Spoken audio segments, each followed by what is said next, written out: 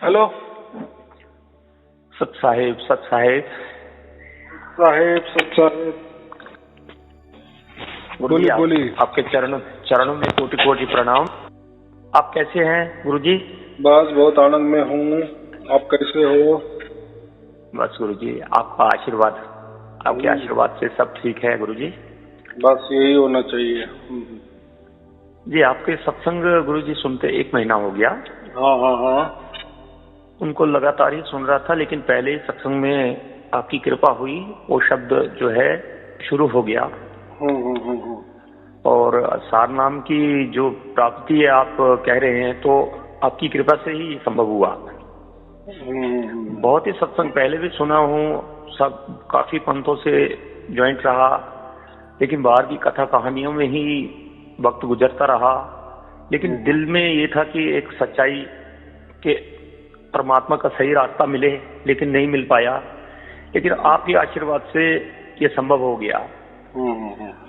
हमारे घर में ही गुरुजी 2-3 पंथों से जो लोग जुड़े हुए हैं, जैसे मेरे मम्मी डैडी अलग पंथ से, मैं अलग से जुड़ा था, और सारे अलग अलग पंथों से जुड़े हुए थे, जिसके कारण घर में थोड़ा सा झगड़ा भी रहता था।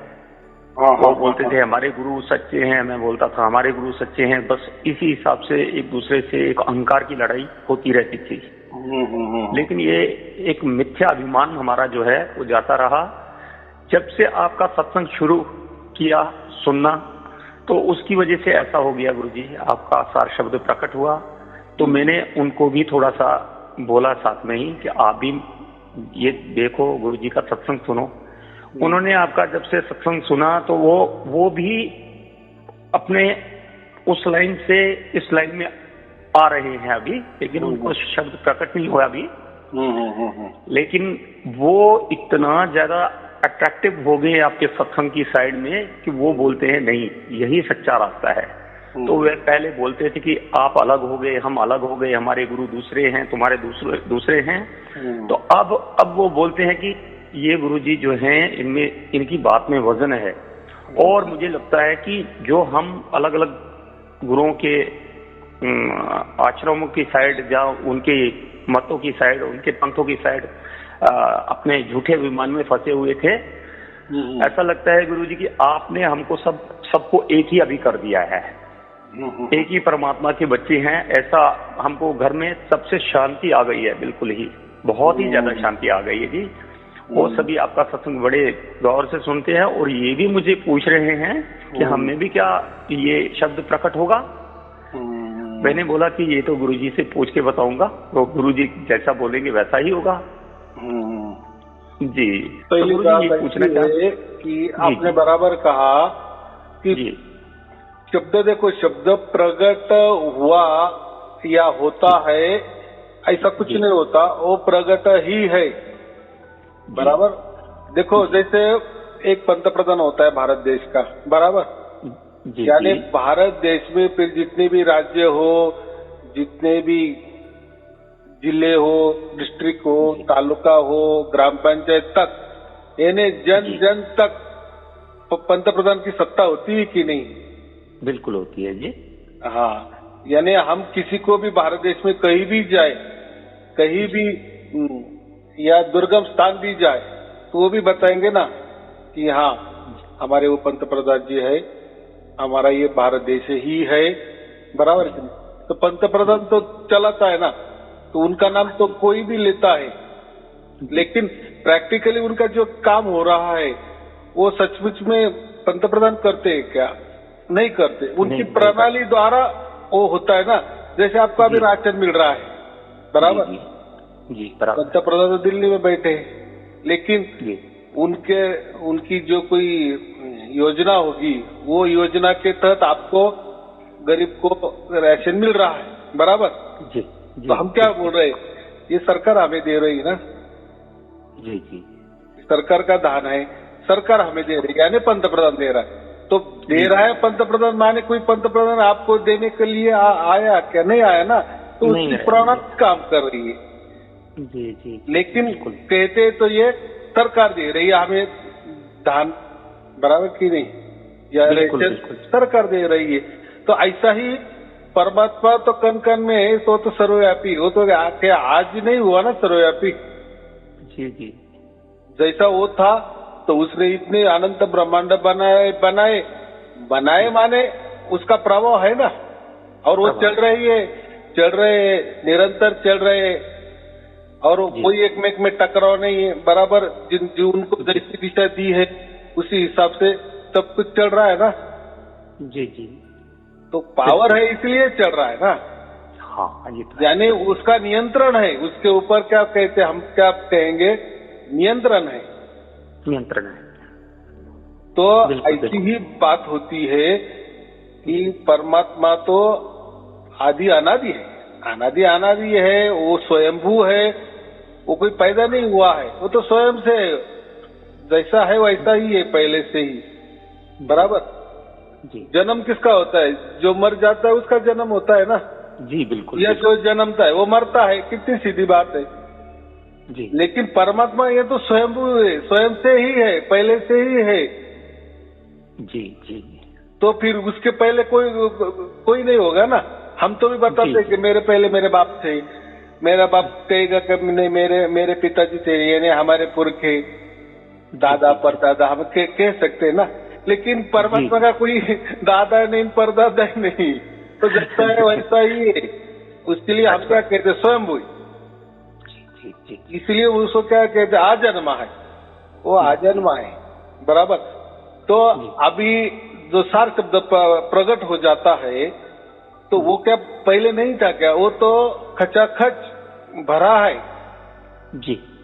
आजू बाजू हमारे, यानी उसकी रेंज हमारे पास है ना, हमारे आजू बाजू है और पूरे ब्रह्मांड में है, पूरे अनंत ब्रह्मांड में उसकी रेंज है, तो हमारे तक भी है। उसको लिए उसको सर्वव्यापी कहा है ना, उसने सर्वव्याप किए है, उसके पेट में है अनंत ब्रह्मांड। जैसे मैं कहता हूँ ना, एक प्रेगनेंसी जो प्रेग्नेंट लेडीज होती है उसके पेट में बच्चा होता है ना, तो बच्चे के आजू बाजू क्या है, वो प्रेग्नेंट स्त्री ही है ना, उसकी माँ ही माँ है, भरा खचाखच उसके अंदर बाहर माँ ही माँ भरी है, बराबर। बिल्कुल बिल्कुल। जब वो बाहर आता है वो बात अलग है, फिर दोनों अलग होते हैं। लेकिन अलग भी होते हैं, लेकिन वो माँ की नजर तो उसके ऊपर रहती ही है ना, रहती है। और बच्चा भी मरते दम माँ का नाम ही लेगा ना, या माँ भी मरते दम तक अपने बच्चे का ही नाम लेगा, नहीं उनकी रेंज बच्चे तक है ही ना। हाँ जी। तो ये मामला ऐसा ही है। हमने हमारे अंदर सार शब्द प्रकट हो गया माने क्या होगा, वो क्या नहीं था ना और आज प्रकट हुआ, ये बात नहीं होती। तो वो प्रकट ही था, लेकिन हमें समझता नहीं था, ये हमारी नादानी थी, ये हमारा अज्ञान था, बराबर जी। उसको तो हम भाग्य कहते, हमारे भाग्य में नहीं है। जैसे आपको प्राप्त हुआ, आपके माता पिता जी को वो उनकी राह पर है ऐसा समझो, यानी उनको भी होगा, क्यों नहीं होगा। लेकिन फिर क्यों नहीं हो रहा है, आपको क्यों होगा, और आपको आप भी क्यों हुआ, इसके पहले क्यों नहीं हुआ। तो जैसे आपका जो धूल कहते ना, जो हमारे आत्मा के ऊपर जो धूल बैठी ना, जो आत्मा हमारा पैदा हुआ है ना, करोड़ों जन्म उसने ना जाने कितने लिए है, तो वो धूल जमी थी। और जैसे आप मेरे प्रवचन सुनते हो, या जो प्रवचन में सच्चाई बताई जाती है, या जो सत्य का संग हो जाता है, उससे वो धूल मिट जाती है। जैसे मिट जाती है बस फिर आपको वो आवाज आने लगता है, अरे मुझे तो प्रकट, अरे मुझे तो आने लगा, मुझे थोड़ी देर के लिए आया, और आज नहीं आया, कल आया, और कल नहीं परसों आया। जी। फिर बाद में बोलते कि नहीं, अरे कोई बोलता 24 घंटे हो गया। जी। उसका मतलब क्या है, वो आज नहीं प्रकट, वो तो आदि अनादि से ही है, खचाखच आपके अंदर बाहर भरा है, लेकिन किसी का ध्यान नहीं। हमने क्या किए कि ये जो धर्म ग्रंथ है ना, धर्म है ना, पंथ है ना, ये सब जानकारी देते थे ना कि है परमात्मा है हमारे अंदर है, तो कोई बोलता है बाहर है, तो कोई बोलता है सब कर्म में है। गुरुजी एक झूठे अहंकार में, बस अहंकार में ही चल रहा था सारा काम जी। नहीं, वो सिर्फ माइती बताते थे ना, माइती पे माइती, हमको भी अहंकार था, हमारा गुरु बड़ा, हमारा गुरु बड़ा जी। हाँ, और वो गुरु को ही पूछे कि आप तो बोल रहे हैं कि हमारे अंदर परमात्मा है, आजू बाजू परमात्मा है, हमारे संग परमात्मा है, हमारा बाप परमात्मा है, वो हमारा मित्र भी है, हमारा ऐसा भी है, वैसा भी है, उसको परमात्मा बोले ना बोले, कोई उसको आत्मा बोले, को क्या क्या नाम देना, वो नाम अलग दो, वो बात नहीं है, लेकिन कोई तो भी शक्ति है, हमसे बड़ी है, कोई तो भी इतने अनंत ब्रह्मांड जो चला रहा है, तो निश्चित वो ब्रह्मांड के भी बड़ा वो होगा ना, इतना तो सहज है ना जो इतना अनंत ब्रह्मांड चला रहा है और एक नियम के अधीन चल रहे हैं सब कुछ, मतलब वो ब्रह्मांड के ही बड़ा कोई तो भी है, इतनी सच्ची बात है, यानी पावर है, शक्ति है, हम उसको क्या कहते, कोई ऊर्जा है, जो ऐसी इतनी बड़ी शक्ति की अनंत ब्रह्मांड चल रहे, कोई किसी में कोई टकराव नहीं है, एक एक ब्रह्मांड तो कितना बड़ा होता है, आजकल तो साइंस युग है, गूगल पे सर्च करो, एक ब्रह्मांड माने कितना बड़ा होता है, तो ऐसे अनंत ब्रह्मांड चल रहे हैं। बिल्कुल। अब जो ग्रह तारे चल रहे उनके हिसाब से चल रहे, कोई मर रहे, कोई नया वापिस बन रहे हैं, बराबर, कोई पुराने हो रहे तो कोई नए बन रहे, ऐसे ये अनंत ग्रह तारे है, बराबर, उनके पैदा होते हैं, उनके नष्ट होते, एक बार नहीं, वो भी अनंत बार पैदा हुए, अनंत बार है, लेकिन ऐसे एक ही बार नहीं होते कि सब की सब अभी अनंत ब्रह्मांड एक क्षण में खत्म हो गए, वो जैसे चल ही रहता है ना, जैसे अभी सबसे पूरा ये पृथ्वी है, पृथ्वी के ऊपर कितनी गाड़ियां चल रही है, कितने रास्ते हैं, फिर रास्ते हो गए तो उसमें व्हीकल तो होंगे कि नहीं, गाड़ियां होंगी, रेलवे होंगी, हवाई जहाज होंगे, यानी हमको यहाँ वहाँ ट्रांसपोर्ट जो हमको ऐसे कितना बड़ा ट्रांसपोर्ट है जी, तो कोई लोगों को यहाँ वहाँ ले जा रहा है, तो कोई माल को लेके जा रहा है,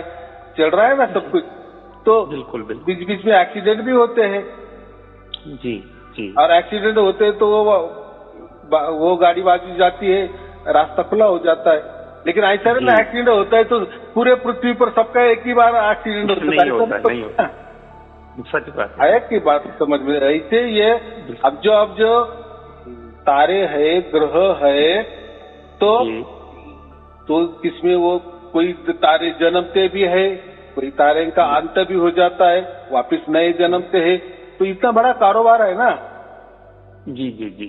जैसे मैंने ट्रांसपोर्ट का कहा, तो ऐसे कुछ घटनाएं होती भी है, सवार भी जाती है, लेकिन कई एक दूसरे का असर नहीं किस पर पड़ता ना।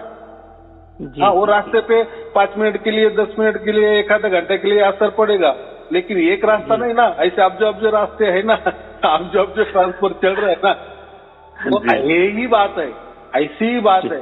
जब परमात्मा ने ये बनाया ना, देखो ये तो बनाए, लेकिन अभी लोग क्या बोलते, फिर जब बनाए नहीं थे तब परमात्मा था का, हाँ ठीक है, तो घटना ऐसी है कि एक ही बार परमात्मा भी था और उसने एक ही बार ये अनंत ब्रह्मांड भी बनाए, बराबर, यानी हम क्या कहते हैं कि परमात्मा भी आदि अनादि है, और उसने ये जो बनाया ना, जब कभी तो बनाया तो होगा ना, हाँ जी ये तो है, लेकिन जो भी बनाया ना वो भी आदि अनादि है। अभी हम उसकी तारीख कैसे निकाल सकते हैं?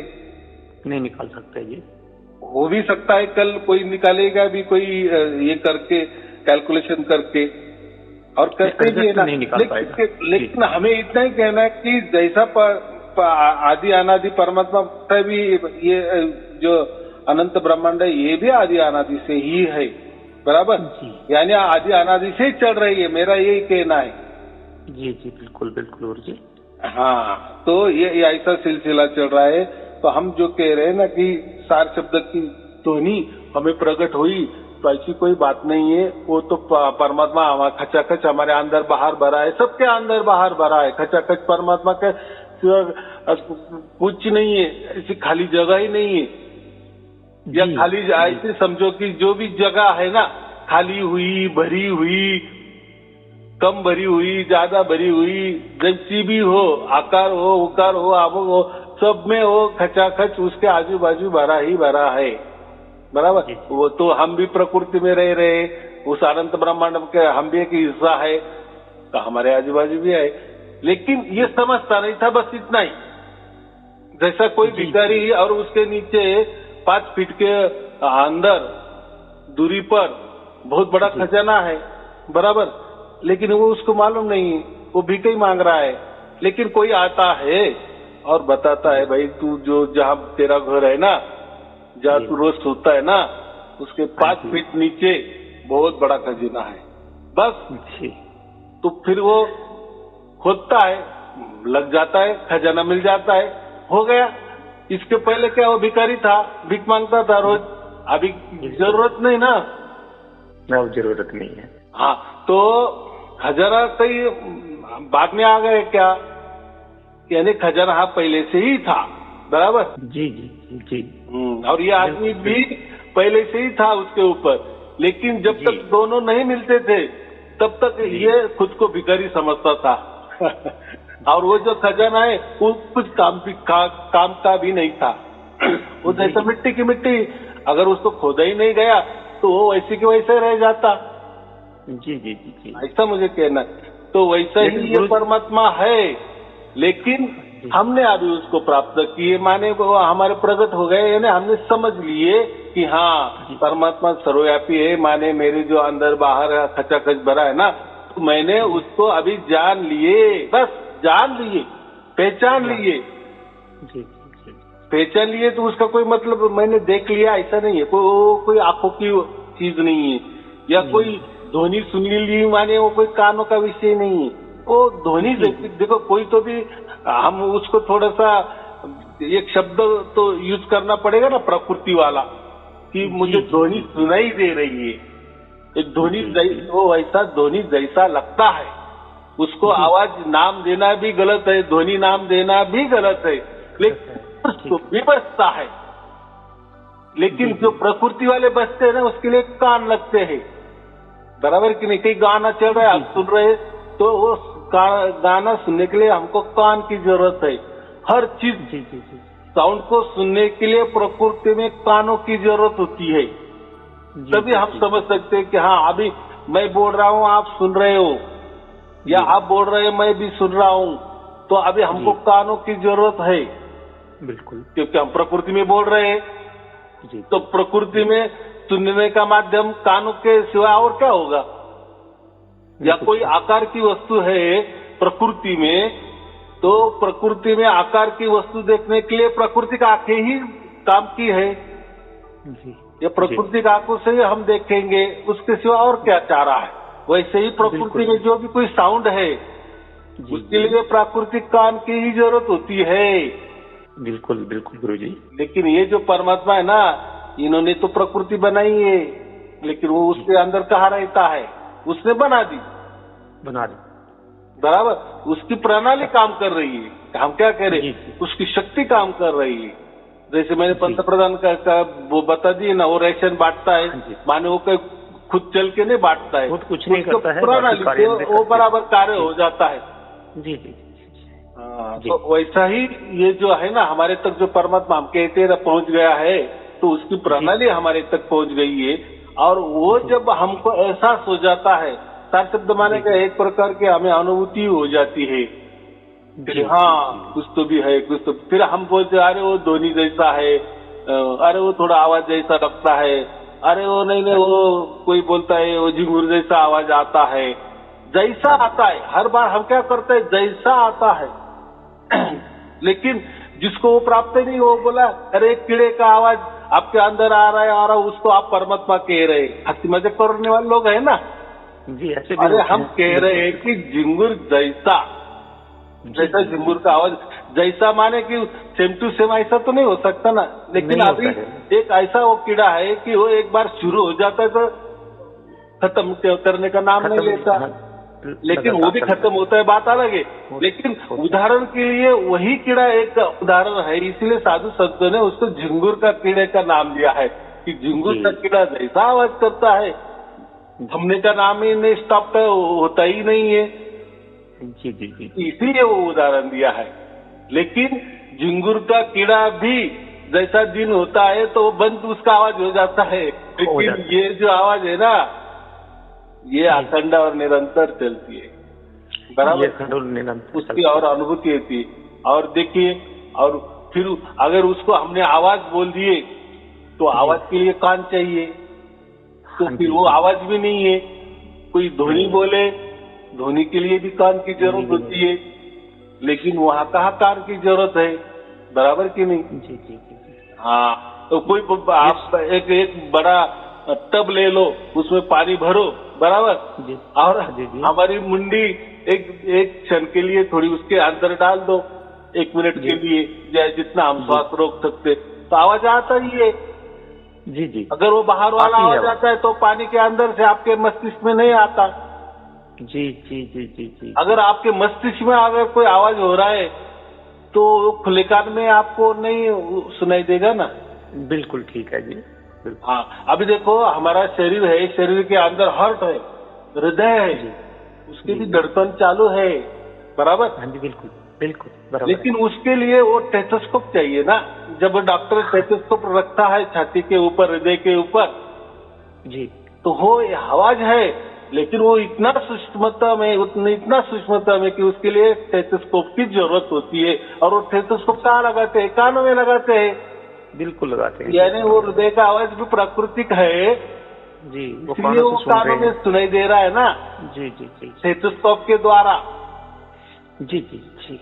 यानी वो छोटा आवाज बड़ा करके आपको सुनाई दे रहा है। यानी मुझे इतना ही कहना है, प्राकृतिक चीज के लिए प्राकृतिक चीज ही काम आती है, बिल्कुल बराबर। यानी जो हम बोलते हैं वो साउंड है, वो वॉइस है, वो ध्वनि है, वो आवाज है, तो ये प्राकृतिक आवाज के लिए कान की जरूरत होती ही है 100%, बराबर।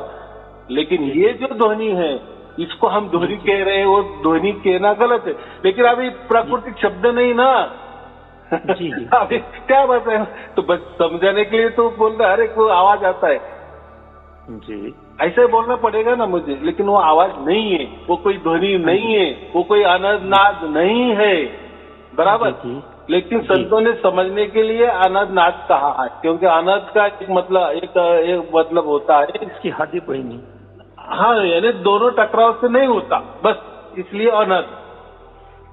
लेकिन ये अनहद भी नहीं है जी, बराबर। तो ये समझने की बात है, ठीक है। अनहद अभी किसको कहेंगे हम? समझो अभी आपका अभी जो भी गांव है या आपका जो राज्य है, बराबर। अभी मैं महाराष्ट्र में रह रहा हूँ, बराबर।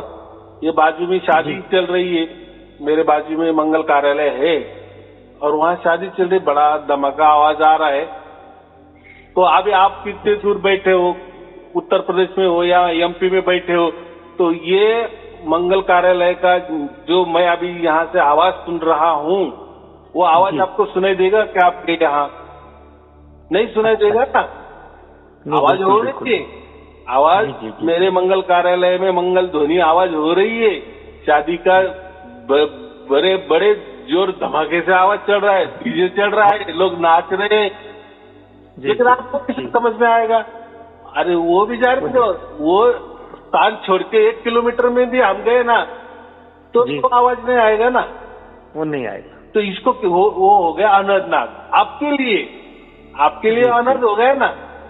जी जी जी जी, जहाँ तो बज रहा है, लेकिन आपको उसकी समझ रहा है ना। तो आप उसको कह सकते कि हाँ अनहदनाद है। जी जी जी, क्योंकि आपके वहां पहुंची नहीं ना। लेकिन वहां हो रही है, वो सच घटना है, बराबर। लेकिन ये जो इसको हम अनहद क्यों नहीं कहेंगे? कि वहां ऐसी कोई घटना ही नहीं है, ना वो कोई कार्यालय है और ना कोई धुमधड़ाका चल रहा है, ना कोई डीजे बज रहा है। तो उसके लिए अनहदनाद भी नहीं समझ सकते हम, या कहना गलत है, वो अनहद भी नहीं है।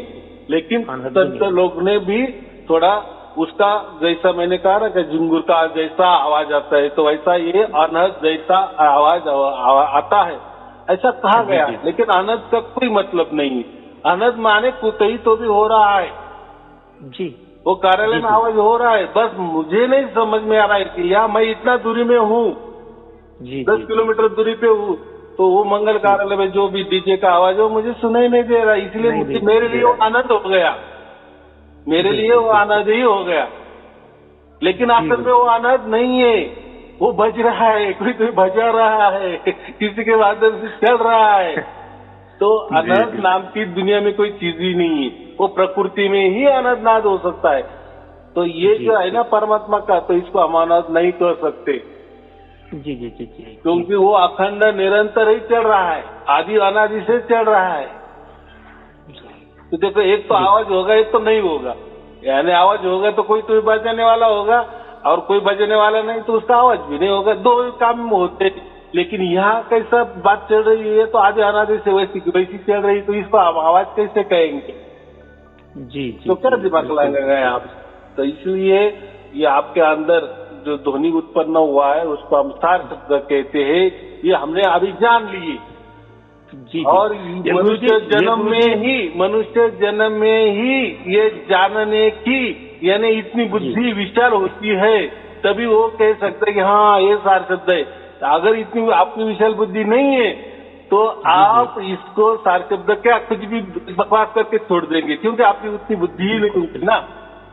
क्योंकि आपने इसके पहले ऐसा ही माना है कि जो मुझे मेरा गुरु बताता है उसने ये बातें की नहीं है, इसलिए ये सब झूठ है।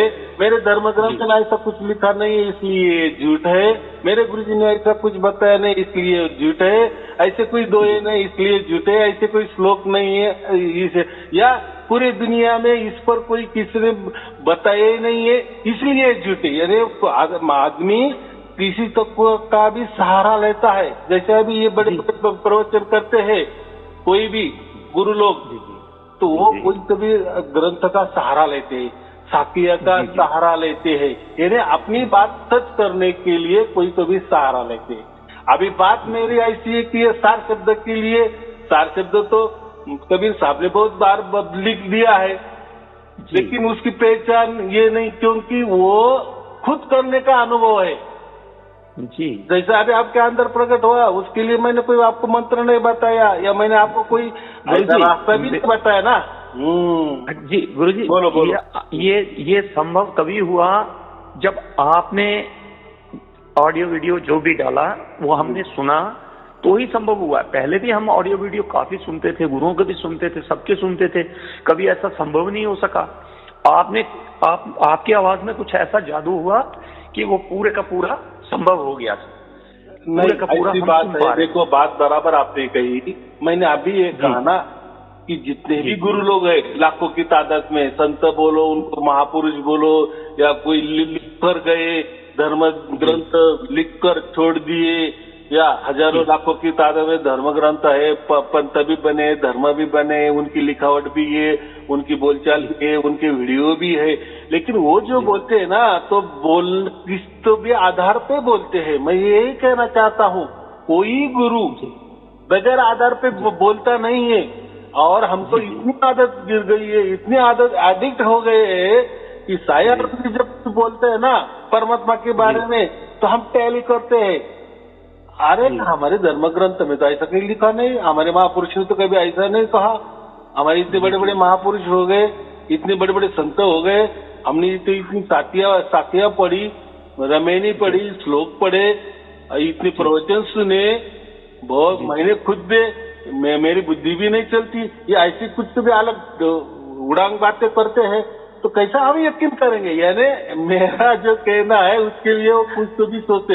लेकिन जब कोई सामने वाला बंदा ये कहता है कि नहीं, इनके बातों में दम है, हम अभी विशाल बुद्धि करेंगे, थोड़े इसके परे जाएंगे, अभी हमें नहीं कोई धर्म चाहिए, हम धर्मों का जो भी अभ्यास है थोड़ी देर के लिए बाजू करते हैं, पंथ का अभ्यास थोड़ी देर के लिए बाजू करते हैं, गुरु का अभ्यास या गुरु के प्रवचन थोड़ी देर के लिए बाजू करते हैं। जब आपकी ये विशाल बुद्धि हो जाती है ना, या आप उसमें ऐसा छलांग मारने की जब कोशिश करते हैं ना, इसको हम क्या विहंगम चाल कहते हैं। ये इतनी बड़ी छलांग, अरे वो जो सायारुन जी कह रहे हैं, अरे उनका तो कोई प्रूफ भी नहीं है, कोई हमें सबूत भी नहीं मिल रहा है, और वो बोल रहे हैं और आप सुन रहे हो, और आप बोल रहे कि ऐसा वैसा, तो आप भी उनको यही कहेंगे ना कि थोड़ी देर के लिए ये सब हटा दो, ये गुरु बीड़ू, ये श्लोक भी रमेना, उसका अर्थ क्या है, वो क्या है, ये उसमें वो उसमें, ये बौद्धिक वाला मस्तिष्क वाला काम ही मत करो। कोई धर्म ग्रंथ बीच में मत लाओ, कि महापुरुष बीच में मत लाओ, कोई पंथ बीच में मत लाओ, बिल्कुल कोई बंधन नहीं लाओ। बस एक विशाल बुद्धि करो, इसके परे परमात्मा कैसा होगा, बस वो मेरा बाप है और अगर होगा तो मेरे अंदर प्रकट होगा, ऐसा थोड़ा सा विचार करो, इतनी बड़ी विशाल बुद्धि करो, हो जाता है। सबको हो गए तो मेरे प्रवचन में तो वही होता है। मेरे प्रवचन में कोई धर्म नहीं, पंथ नहीं, कोई गुरु गद्दी की विशेषता नहीं है, कोई मंत्र तंत्र की बातें नहीं है, ध्यान धर्म की बातें नहीं है, यही तो है, जो आप सबसे हटके बोलते हैं गुरुजी। सबसे हटके बोलना माने सच बोलना, सत्य बोलते हैं। सत्य, और सत्य कहाँ है, इसके परे है ना, धर्म के परे, पंथ के परे, गुरु गद्दी के परे है, उसके परे है ना, वो परे वाला मैं बोल रहा हूँ, और वो भी बोल रहा हूँ तो मैं प्राकृतिक भाषा का भी उपयोग करता हूँ। तो इसीलिए थोड़ा मेरा बोलना भी लोगों को गलत लगता है ना, क्योंकि हर गुरु किसी न किसी सहारा लेता है, ये तो सहारा नहीं लेता। अभी देखो, मुझे जैसा बताया गया है जी वैसा मैं बताऊंगा ना, अगर नहीं है तो कोई सहारा, तो मैं क्या बताऊं उसको।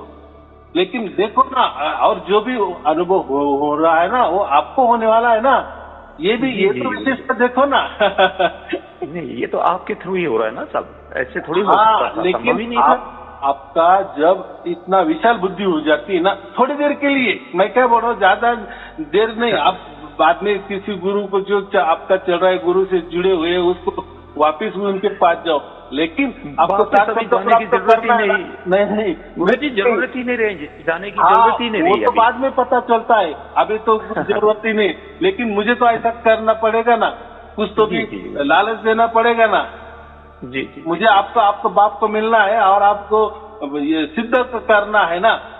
जी कि भाई आपका बाप आपके साथ ही है, ये तो सब कह रहे हैं, लेकिन मैं आपको आपका बाप, आप उसकी पहचान मैं उसकी प्रगति ही कर देता हूँ, प्रैक्टिकल में करवा देता हूँ। लेकिन अक्षर क्या है, बस ये सब बाजू हटाओ, थोड़ी देर के लिए बाजू हटाओ। अगर आपका बाप नहीं मिल गया, वापिस आप जिस गुरु से जुड़ रहे उनके जो भी आप डंके बजे रहे तो वो बच जाओ। मैं कहा आपको बोल रहा हूँ कि कोई धर्म छोड़ना है, कोई पंथ छोड़ना है, कोई गुरु गद्दी छोड़नी है, गुरु को छोड़ना है, आप जो कर रहे हो करो, लेकिन ये प्राप्त होने के लिए थोड़ी विशाल बुद्धि 5 मिनट के लिए बनाओ, या कोई 15 दिन के लिए बनाओ, या 1 महीने के लिए बनाओ, या मेरे जो प्रवचन सुन रहे हैं ना उस दिन तक। हाँ, और जब प्रकट हो गया फिर बाद में आपको जहाँ जाना है वो जाओ, फिर या ना जाना हो वो आपकी मर्जी, बराबर। जी अभी आप किसी पे आधारित नहीं होंगे, अभी आपको किसी की बैसाखी लेने की जरूरत नहीं पड़ेगी, ये अगर ये परमात्मा प्रकट हो जाने के बाद, क्योंकि आप अभी ये इनसे बहुत परे गए, बहुत ऊपर आप गए, तो क्या गुरु की बातें करना, कि धर्म की बातें करना, पंथ की बातें करना, आप अलग ही हो गए ना। बिल्कुल गुरुजी। अच्छा गुरुजी, मैं आपसे एक पूछना चाहता हूँ कि ये जो सार शब्द आपकी कृपा से प्रकट हुआ, ये चलता तो लगातार ही है, और खास करके गुरुजी जब रात को मैं सोता हूँ ना, उस समय ऐसा रहता है, सोते सोते ही ये शब्द अंदर इतना प्रकट होता है कि ये जैसे ऐसे लगता है कि मेरी आत्मा को खींच रहा है ऊपर को, ऐसा लगता है। अब ये तो वही आप ही जाने ये क्या है क्या नहीं है, लेकिन उसमें ये है कि पहले मैं डर जाता था, कोई भी बात के लिए डर जाता था, हाय मेरा सांस ये वो। अब कुछ डर नहीं लगता है, ऐसे लगता है कि भाई ये जो है एक कॉन्फिडेंशियल पावर है, ये मुझे लेना चाहती है और मुझे डर नहीं लगता है, ऐसा महसूस होता है। वो कभी मुझे छोड़ देते हैं, कभी ऊपर को खींचते हैं। ये रात को सोते वक्त ही ज्यादा होता है, जैसे सो रहा हूं मैं तो अचानक से वो शब्द जो है पूरा यही सेम शब्द जो प्रकट हुआ ये खींचना शुरू होता है ऊपर को, फिर छोड़ता है नीचे, फिर ऐसे। उस समय मैं अपने शरीर को हिलाना भी चाहूँ नहीं हिलता है, शरीर नहीं हिलता है, लेकिन डर नहीं किसी भी किस्म का है। ऐसा लगता है कि यही मेरा बाप है, ये अच्छा ही मेरे लिए कर रहा है कुछ। हाँ, बात बराबर है, मुझे समझ में आ गई। तो नहीं है कहीं देखो पक्का होता है कि हाय मैं बताता हूँ, जब हम इसके ऊपर ध्यान देने की कोशिश करते हैं ना, जैसे आप सो गए और वो तो समझा 9-10 बजे आप सोने की कोशिश कर रहे, 10 बज गए, 10:30 बज गए, जो भी आपका टाइम होगा हर रोज का, तो उस टाइम वो जोर से आने लगती है, बराबर। जी, तो जी, जी, अगर आप उसके ऊपर ध्यान देंगे, मैंने क्या कहा, ध्यान देना ही नहीं तो चलने दो। मैंने ध्यान, गुरुजी यहाँ पे एक बात कहना चाहता हूँ, मैं ध्यान देता ही नहीं उस पे, लेकिन वो जबरदस्ती खींचता है ना, जैसे कोई नहीं, खुद ही। देखो ये जो आपको लगता है वो आपको लगता है, क्योंकि देखो ये आपकी जो सुरती है ना, उसको हम आत्मा कहते हैं ना, ये अनजाना है ये घटना का, क्योंकि ये अब जो जन्म हो गए, ये ऐसा हुआ नहीं ना, और ये अभी अंतिम घड़ी आ गई और ये हो रहा है। तो ऐसा समझो कि वो आपकी सुरती जो है ना, लगातार जो घूमने की कोशिश करती है, ज्यादा ज्यादा कैसे जन्म लेना, मजे मारना, या प्रकृति में जाने की कोशिश, काल के या बहका में आने की कोशिश करती है। अभी इसको ये ठिकाना मिल गया है ना, अभी देखो ठिकाना का अर्थ 2 होता है। जैसे हम कहते हैं ना कि नासिक एक ठिकाना है कि जहाँ साया अरुण जी रहती है, बराबर, ये हो गया पक्का ठिकाना। लेकिन ये जो ठिकाना है ना, तो ये ठिकाने के लिए यानी मेरे साया अरुण जी के पास आने के लिए जैसा नासिक एक ठिकाना ये हो गया, पक्का ठिकाना हो गया। लेकिन ये परमात्मा का ठिकाना माने ऐसा कोई ठिकाना नहीं है, यानी ये जैसी लंबाई दुराई यहाँ वहाँ, ये जो हम कहते हैं ना ये ठिकाना, ये परमात्मा का ठिकाना माने बस वो जो ध्वनि चल रही है ना, वही ठिकाना है। फिर वो ठिकाना हमारे अंदर है या हमारा बाहर है, जी जी जी जी, या कोई एक अलग ही ठिकाना है। तो ठिकाना माने कोई निश्चित स्थान, तो परमात्मा का ऐसा कोई निश्चित स्थान नहीं है, क्योंकि मैंने क्या कहा, उसकी रेंज कन कन में है, सब में अंदर है। तो आप कहाँ ठिकाना लगाएंगे? कोई बोलते हैं ना तो आपका सुरती का यहाँ ठिकाना लगाओ, वहाँ ठिकाना लगाओ, यानी तुरंत वहाँ उस जगह टिकाओ, बस परमात्मा आपको खींच लेगा। वो कोई यानी जैसा कोई कहते हैं ना कि जैसी बिजली चमकती है ना, उसको खींचना है तो बड़ा खंभा लगाओ, फिर बड़ा या जो भी ज्यादा ऊंचा वृक्ष होता है उसके ऊपर बिजली ज्यादा जो होती है ना, गिरती है ना। जी जी। तो ऐसा नहीं कि सुरती को थोड़ा ऊपर उठाओ, ब्रह्मानंद पे लेके जाओ, फिर वो बराबर परमात्मा को खींचेगी।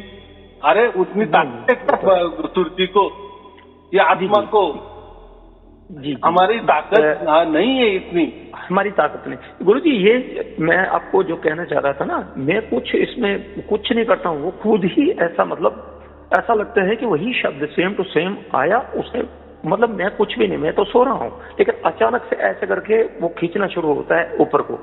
तो ऐसा लगता है कि यानी एक होता है कि मैं ध्यान लगाऊं कि भाई मेरे को खींचो, वो ऑटोमेटिकली खुद ही खींचना शुरू होता है, कुछ नहीं करना। देखो ये जो खेला चलता है ना बाप बच्चे दरम्यान, ऐसा समझो ये सब नया है ना, बच्चों के लिए बाप भी नया है। यहाँ बाप तो आदि अनादि से है, लेकिन बच्चों के लिए आप मिला ना, और वो जो बिछड़े थे तो लाखों करोड़ों जन्म हो गए बिछड़े थे, ये मिल गया, तो उनका खेला चलता है।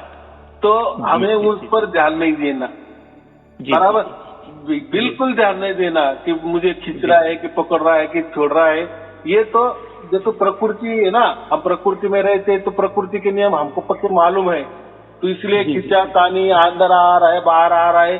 तो देखो परमात्मा ये सुखमय होता है, शांति वाला होता है, आनंद देने वाला होता है, प्रेम देने वाला होता है, वो करुणामय है, वो बच्चों को कभी तकलीफ नहीं देगा और उसके साथ कभी वो उसका खिलवाड़ नहीं करेगा। बस अभी इतना ही उसको परमात्मा को आनंद है कि बस अभी बच्चों को अकल ठिकाने पे आ गई, या बच्चे की अभी मांग है कि मेरी प्राप्ति हो जाए, इसलिए वो खुद चल के हमारे अंदर प्रकट हो जाता है, या बच्चों के साथ खेलता है। प्रकट होना माने क्या? एक हो जाना, आत्मा परमात्मा का मिलन। मिलन माने ऐसा नहीं कि कोई बूंद सागर में मिल गई तो बूंद मिल गई, ऐसा मिलन नहीं। जैसा बाप बेटे का मिलन होता है, माँ बेटे का मिलन होता है।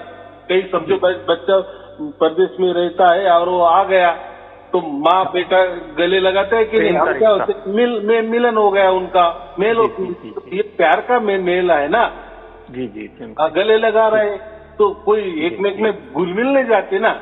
तो ऐसा ही परमात्मा और आत्मा का ये मिलन है, बराबर। जी जी हाँ जी तो ये थोड़ा चलता है, जैसे थोड़ा नयापन है ना जी। ये, यानी हमारे सुरती को नयापन है। बाप तो विशाल बुद्धि, बाप की तो क्या कहना, वो तो सर्वज्ञ, वो तो सर्वव्यापी है, वो तो सब समझता है। तो ये ऐसा खेला चलता है, उसके ऊपर कोई ध्यान नहीं देना, वो ऑटोमेटिक होगा और बाद में चला जाएगा, बस। वो चिंता नहीं करने की या डरने की बात भी नहीं है। और परमात्मा ने क्या कहा है, मैं किसी को डराता भी नहीं और खुद डरता भी नहीं है। परमात्मा क्यों डरेगा?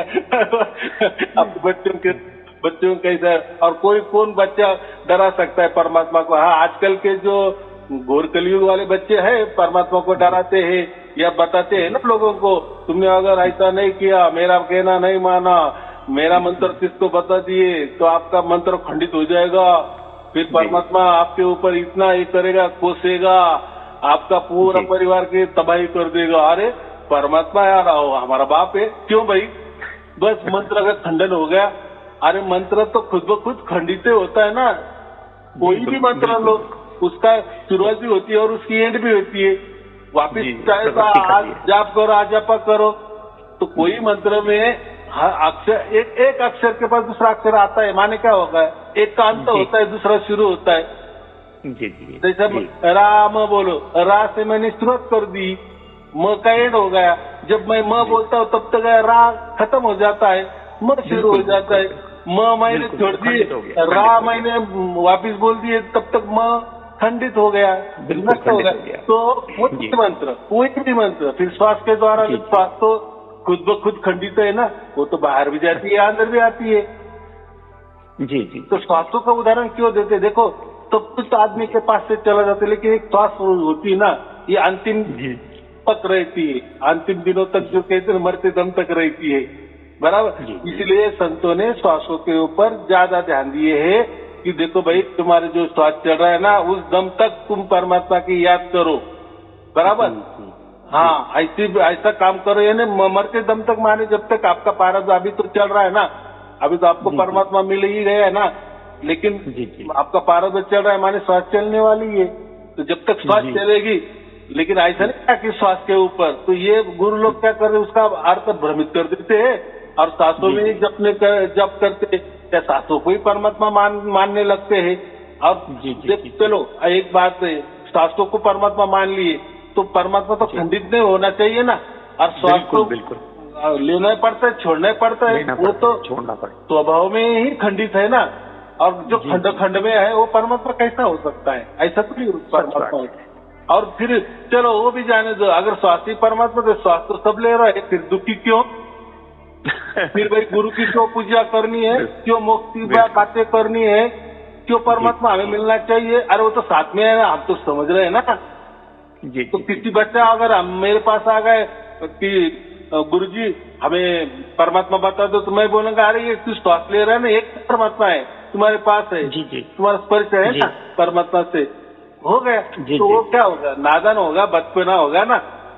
फिर श्वास तो सब में चल रहा है, मनुष्य भी चल रहा है, झाड़ों में भी है, जो वृक्ष कहते वो भी श्वास ले रहे, कौन नहीं श्वास ले रहा है मुझे बताओ? प्राणी मात्र सभी कीड़ा मंगेर सब श्वास ले रहे, फिर उनके साथ परमात्मा है ही तो किसकी प्राप्ति करनी है हमें? जिसको नहीं प्राप्त होता है या जिसको परमात्मा मालूम ही नहीं ना, वो ऐसी कुछ बातें बता देता है और बोलता है कि मैंने ये जो तुझे बताया है, ये राज तुझे मैंने बताया है कि तो में परमात्मा है, अभी इसको तू राज ही रख, ये किसी को बता मत कि गुरुजी ने तुझे क्या बता दिए है। देखो वो तो उसकी बेवकूफी रहती है गुरु की, वो तो उसने तो मूर्खता में निकाला ना शिष्य को। लेकिन ये राज, ये उसका जो दिवालियापन है या उसका जो आज्ञान है, वो बाहर जाके ये किसी को बताया नहीं।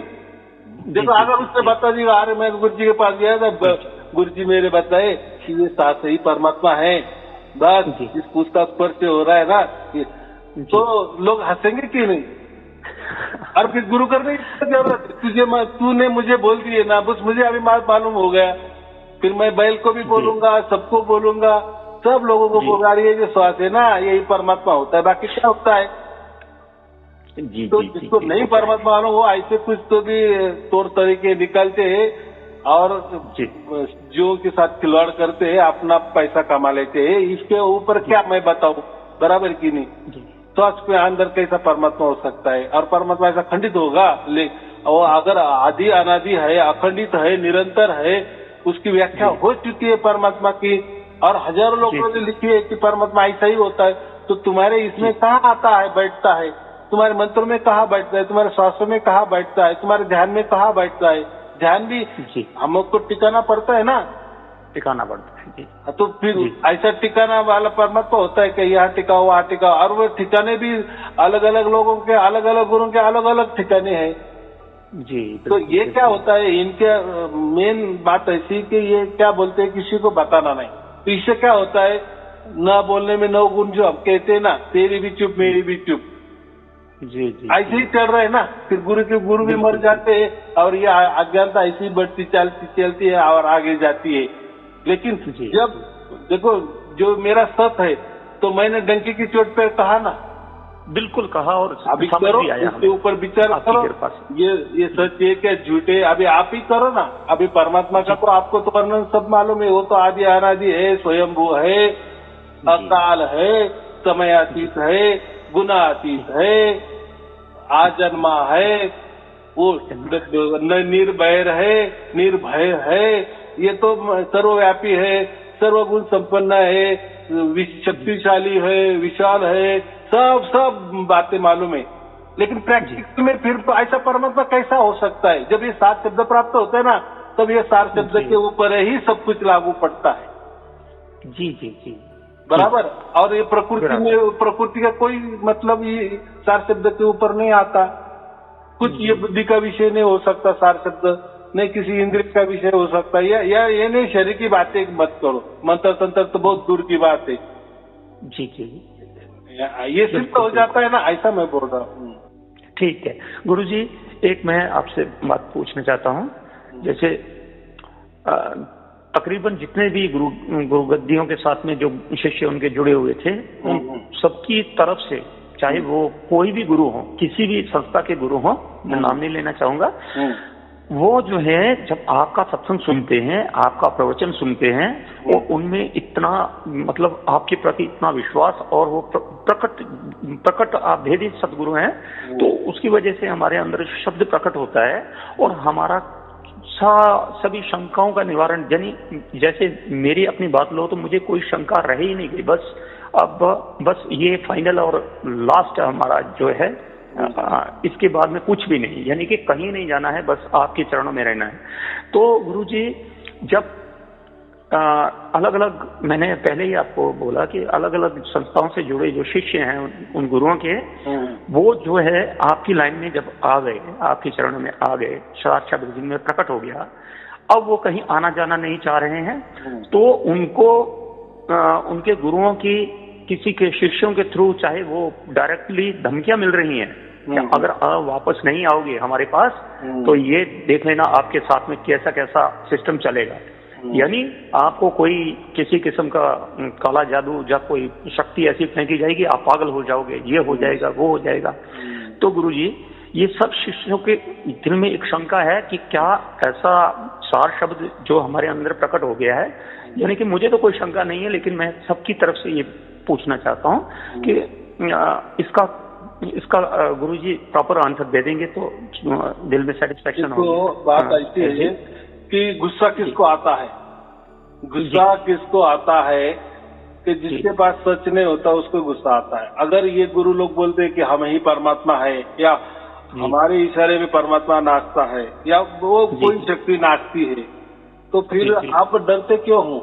कोई शिष्य भी देखो, और मेरा तो कोई शिष्य परंपरा भी नहीं है, किसी को मैं बुलाता किसी का नाम भी पूछता नहीं है। ऐसी बात है, ये खुद ब खुद गुरु लोग ही मेरे प्रवचन सब सुनते हैं, क्योंकि उनको मालूम है इनका कोई पंथ नहीं है, इनका कोई धर्म नहीं है, ये कोई किसी को बुलाते नहीं है, और ये जो है ना परमात्मा ने ये ऐसी लीला की है ना, तो वो नकार भी नहीं सकते, और इसको झुटला भी नहीं सकते, और इसका विरोध भी नहीं कर सकते, ना कायदे कानून से कर सकते, ना किसी बात पे कर सकते। देखो परमात्मा की लीला परमात्मा जाने, हम जो कहते हैं ना ऐसी चाल अभी ये बात बार की है तो कुछ भी नहीं कर सकता। तो अभी देखो कोई शिष्य ये सुन रहे हैं और उनको सार शब्द की प्राप्ति भी हो गई है तो बहुत अच्छी बात है। उन्होंने मुझे फोन भी नहीं किए, मैं तो किसी के नाम भी नहीं पूछता हूँ, और फोन भी किए तो नाम भी नहीं बताना, और ना भी फोन किए तो परमात्मा आपसे कोई नाराज नहीं होगा, बराबर। रही बात वो जो डराते धमकाते, तो अभी यही समझ लेना चाहिए कि ये जो गुरु हम उनको परमात्मा मानते थे या कोई सर्वोच्च स्थान देते थे, तो इनमें कोई परमात्मा का गुण नहीं है, क्योंकि परमात्मा खुद ब खुद किसी को डरता भी नहीं और डराता भी नहीं है, डराता भी नहीं। तो ये परमात्मा की क्या बातें करेंगे, बराबर की नहीं। तो ये लोगों को समझना चाहिए कि इनके पास बस कुछ नहीं था, इसलिए ये हमको ही डरा रहे और धमका रहे, बराबर। उल्टी बात अच्छी है कि शिष्यों को समझ में आ जाएगी कि उनकी गुरु की पोल खोल हो जाएगी ना। जी जी बराबर जी। तो और ये देखो ये डराते धमकाते कौन है, जो गुरु लोग रहते हैं ना, उनकी बड़ी बड़ी संस्था रहती है, उसमें जो काम करते हैं ना उनसे उनका पेट चलता है। समझो कोई किताबें बेचता है वो ऑफिस में, तो किताबें बेचने से उसे कुछ मिलता है, या कोई भोजन बनाते वाले होते हैं तो वो भी वहाँ तो कोई काम कर रहे थे, जैसा भोजन बनता है उनको भी उनकी तनख्वाह मिलती है ना। तो ऐसे हर गुरु के पास तो बहुत सारे लोग हैं ना, काम कर रहे हैं ना। बिल्कुल है, बिल्कुल। अगर अभी उनको भी समझ रहा है कि हमारा गुरु कोई उसमें जान नहीं है, बकवास है, लेकिन उनके पेट के लिए उनका परिवार चलाना है ना, इसलिए वो जो जिसके पास भी काम कर रहे हैं ना, तो वो बॉस का गुणगान अच्छे गाएंगे ना वो। अगर उसको बुरा कर देंगे तो लोग नहीं आएंगे, लोग नहीं आएंगे तो उनकी पुस्तकें कौन खरीदी करेगा, और पुस्तकें खरीदने करेगा तो वो गुरु आपको काम पर कैसा रखेगा। ये जो बड़े बड़े आश्रम चलते हैं तो चलाने के लिए लोग लगते हैं कि नहीं, उनको कोई तनख्वाह देना पड़ता है कि नहीं, कोई हजारों के तादाद में लोग काम कर रहे हैं ना, तो उनको सब मालूम है कि हमारा गुरु क्या है और क्या नहीं। वो तो उस उल्टा नजदीक से सब कुछ देखते हैं, हमारे से उनको सब मालूम है, लेकिन उनका परिवार चल रहा है ना वहाँ काम करके, इसलिए वो उनके गुरु को कभी ये नहीं करेंगे, झूठा नहीं दिखलाएंगे, अच्छा ही दिखलाएंगे, और फिर वही लोग कम ना हो, इसलिए वो धमकाते डराते हैं, बराबर। तो देखो हमको इतना ही करना है कि हमारे पास सर्वोच्च शक्ति है, परमात्मा है, हमारा बाप हमारे साथ है और हमारे साथ अंग संग खेल रहा है, 24 घंटे हमारे साथ है। ये कुछ भी नहीं कर सकते, कुछ भी नहीं कर सकते। देखो ये हड़मास के है, ये हड़मास के, ये इनके मंत्र भी यही के है, प्राकृतिक है, वो क्या यहाँ हमारे ऊपर चलने वाले हैं, नहीं चल सकते। तो वो हम सिर्फ परमात्मा पर भरोसा रखो, सब परमात्मा बराबर करेगा। लेकिन जो भी डर रहे उन्होंने कभी मुझे फोन नहीं करना, बस चुपके से देखो, आप प्रवचन चुपके से तो सुन सकते हो, बराबर है कि नहीं। अब मैं तो कह रहा हूँ ना कि डंके की चोट पे कह रहा हूँ कि उनके गुरु भी ये मेरे प्रवचन सुनते हैं, वो भी, और उन्होंने भी मुझे फोन करना चाहिए, ऐसी मैं तो आशा नहीं रखता ना, बरा। वो तो बाप रे इतने अहंकार में तो क्या बोले ठस भरे, वो क्यों मुझे फोन करेंगे, और मैं भी क्यों ऐसा सोच लाऊंगा कि उन्होंने मुझे फोन नहीं। मैं तो उल्टा ये कह रहा हूँ इस माध्यम से कि भाई साहब आप जहाँ भी स्थान पे हो, जैसे भी कोई काम कर रहे हो, कर्म कर रहे हो, कोई गुरु बने रहो, लेकिन आप भी सार शब्द प्राप्त कर लो, बराबर। और परमात्मा को बता दो कि परमात्मा ये तो मेरे हाथ से तो ऐसा नहीं होना चाहिए था, लेकिन मुझे ही मालूम नहीं था परमात्मा, लेकिन अभी तुम सचमुच में मालूम हो गया, तो अभी मुझे क्षमा कर दे, मैं ये धीरे कम कर दूंगा, जिसको जहाँ जाना है वहाँ जाए। और मेरे पास तो कोई आने के लिए तो मेरे पास तो शिष्य का कोई बात ही नहीं होती, बस। तो मैं क्या बोलता हूँ लोगों को, तो यही कहता हूँ ना, बस आप एक दूसरे को ये बताते जाओ, आप परमात्मा को अपने अंदर प्रकट कर लो, उनकी शक्ति आपके साथ रखो, बस यही सुरक्षा कवच है। और जैसे ही आपका प्रारब्ध खत्म हो जाएगा, बस उसी क्षण आपको मोक्ष 100%, यानी जैसे ही आपके अंदर प्रकट होगा उसी टाइम आपको मोक्ष मिला है। तो अभी गुरु प्राप्त करने की बात मत करो, मोक्ष प्राप्त करने की बात करो, बराबर। बिल्कुल। हाँ, देखो कोई भी गुरु होगा तो गुरु का शिष्य होगा तो शिष्य को वो उसकी प्राप्ति करने को ही बोलेगा ना, गुरु की प्राप्ति करने को ही बोलेगा ना। कितना सहज बात है, लेकिन वो परमात्मा की बात नहीं करेगा। हाँ, चाहे तो वो खुद बोलेगा मैं परमात्मा हूँ, लेकिन अभी सब गुरु की अक्ल भी ठिकाने आ गई है और सब गुरु मेरे प्रवचन भी सुन रहे हैं और वो भी धीरे धीरे परमात्मा को प्रार्थना कर रहे हैं। वो भी मुझे सब समझ रहा है और प्रार्थना कर रहे। अभी हो तो हो गया, जो होना तो हो गया हमारे हाथों से। हमने तो लाखों शिष्य बनाए हैं, अभी उनका क्या करे? तो बराबर की नहीं। और जो डराते धमकाते वो गुरु लोग ने डराते धमकाते, वो जो उनके यहाँ काम करते हैं ना, उनका पेट चल रहा है ना, तो वो बेचारे ये काम करते। तो वो चलो जाने दो। वो देखो परमात्मा अगर अनंत ब्रह्मांड चलाता है तो ये तो बहुत छोटी मोटी बात है। वो भी उनके बच्चे ही है ना, वो स्वार्थ के वजह से वो ऐसी बातें करते, तो उनको भी बुद्धि या अक्ल ठिकाने आ जाएगी, वो भी परमात्मा का काम ही करेंगे। बराबर, यहाँ कोई मान बड़े की बातें करनी नहीं है, कोई सायारुन जी का फोटो लिख के जाना नहीं है, सायारुन जी की बातें नहीं करनी है। बराबर, हम जो भी कर रहे हैं ना, हम सब परमात्मा के बच्चे हैं और परमात्मा के लिए ही काम कर रहे हैं। क्योंकि जो भी होने वाला है ना, देखो आप जो भी कर रहे हो, 4 जनों को बता रहे हो, तो मैं तो नहीं देखने वाला, लेकिन परमात्मा तो ऊपर से देख रहा है ना, देख रहे। बस यही आपका खजाना है, यही आपकी ताकत है। बराबर, तो वो महत्वपूर्ण है ना। जी, चलो ठीक है गुरु जी। आपके साथ में तो बहुत बंदे जो हैं टेलीफोन पे बात करते हैं और कुछ ऐसे होते हैं कि कुछ ऐसी बातें करते हैं कि वो बड़ी नाराज करने वाली बातें होती हैं, लेकिन मैंने आपको कभी नाराजगी में नहीं देखा। आप हंसते रहते हैं और बहुत ही सहज में उनका जवाब देते हैं। कुछ ऐसे होते हैं कि आपको बात ही नहीं करने देते, अपनी ही बात पूरी की पूरी रखते हैं, तब भी आप सहज ही रहते हैं। तो गुरुजी, हम जो बड़े भाग्यशाली जीव हैं, जो आप जैसे महापुरुष जो हैं उनके चरणों में जुड़ने का हमारे को मौका मिला, आपके थ्रू ही सार शब्द की प्राप्ति हुई। आप ही हमारे लिए सच्चे सदगुरु हैं। आपके चरणों में कोटि कोटि प्रणाम। और हम सब जितने भी आपके सार शब्द से जुड़े हुए, आपके चरणों में जुड़े हुए, आपके वीडियो देखते हैं, आपके ऑडियो सुनते हैं, उन सब पे कृपा बनाए रखना।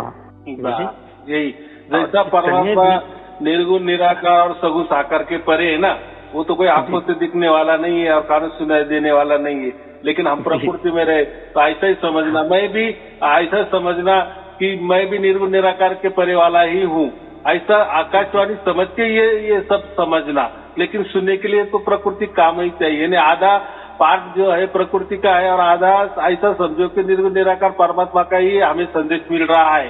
देखो उसको तो कोई तो भी माध्यम तो बनाना पड़ेगा ना, लेकिन मैं ही माध्यम हूँ, मेरी पूजा करो, मेरी गुरु बुद्धि चलाओ, मुझे शिष्य बनाए, ये बात यहाँ नहीं बस। क्योंकि ये ऐसा सार शब्द परिवार आपने कभी देखा भी नहीं। ये ऐसा गुरु है कि जो सामने भी नहीं आता और कुछ बोलता भी नहीं है और लोगों को कोई शिष्य भी नहीं बनाता, कुछ भी नहीं, बस विचार दे देता और वो जो भी विचार है वो भी ऊपर से आते वैसे वैसे मैं बटरता हूँ। बराबर, जिसको अच्छा लगे वो ले ले, ना अच्छा लगे तो जाए, उसमें क्या तो मैं किसी को बांध रहा हूँ। बराबर की नहीं, यह बात ही नहीं, क्योंकि ये परमात्मा की बातें है ना, यानी ये परमात्मा का ऐसा समझो कि धर्म है, पंथ है, बस यहाँ परमात्मा की बातें होती है। जिसको अच्छा लगे वो सुने, नहीं अच्छा लगे तो चाहे तो एक हदी गाली मन में मुझे दे दे या परमात्मा को दे दे और छुटा छुटा नरक में उसको जगह है सीधी अपनी बढ़ाती कर ले, तो ऐसा नहीं है। तो हमें जाने दो, देखो प्रकृति में सब प्रकार के लोग हैं ना, कोई ऐसे भी चाहिए, कोई विरोध करने वाले भी चाहिए ना।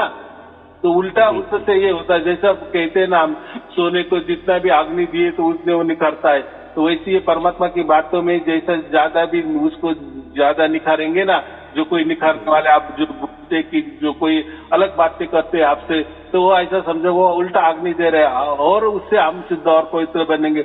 उससे देखो आप जैसे ही कोई सवाल करते तो उसको मुझे जवाब देना ही पड़ता है ना।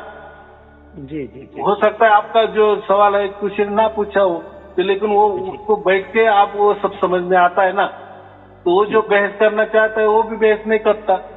बराबर, अभी जब तक आ रहा है तब तक मैं बोलूंगा, जब तक वहां से ऊपर से बंद, ये सब मामला बंद हो जाएगा। फिर मेरे प्रवचन तो है ही, और लोग क्या करते हैं, सब डाउनलोड कर रहे हैं, लेकिन उनको ही मालूम है कि ये काल ये प्रकृति है, काल है, तो ये बातें दबाने की कोशिश करेंगे ना। जैसे आप बोले कि कोई लोग चिढ़ते हैं या इनके बातें मत सुने, तो ऐसे प्रकृति भी है, काल भी है, क्योंकि ये भी प्रकृति भी उनको चलाना, ये काल की जिम्मेदारी है, काल की नौकरी है ये, बराबर।